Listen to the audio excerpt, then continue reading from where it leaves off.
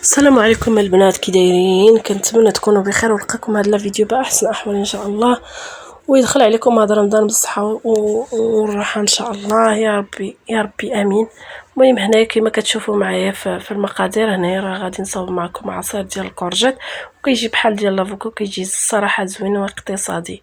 هنا كنحتاج 3 د الكورجيطات، كنقيوهم وكنغسلوهم وكنديرهم في الماء باش يتسلقوا، وكنحتاج واحد الفاني، واحد دانون ديال البيستاش، وثلاثه د المعالق ديال السنيده، والمهم سنيده كيبقى على حسب الذوق، وجوج بنانات البنات. من بعد ما تسلقات الكورجيت كنسقطروها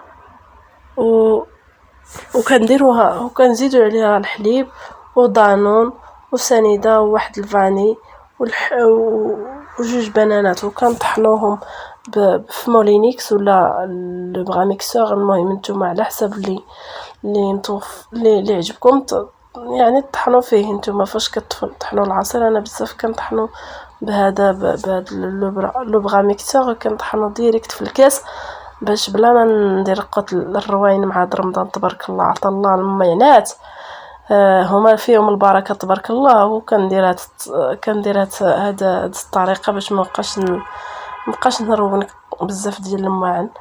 المهم كنزيدوا البنانات ديالنا وكنطحنوا مزيان حتى كيولي بحال العصير، كيجي صراحه واعر والله العظيم، الا كيجي واعر والله. جربوه الا ما تيقتونيش، وجربوه وتذكروا هاد الهضره اللي قلت لكم.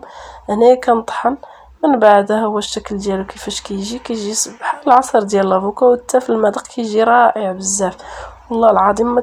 يعني كما كتعرفوا راه الكورجيت ما فيه حتى مذاق، ولكن مع داك دانون وداك البنان وداك الفاني كيعطي واحد المذاق مختلف. يعني كيجي مذاق يعني بحال العصير، بحال العصير ديال لافوكا، كيجي صراحه زوين زوين. جربوه وغتفكروا هاد الهضره اللي قلت لكم.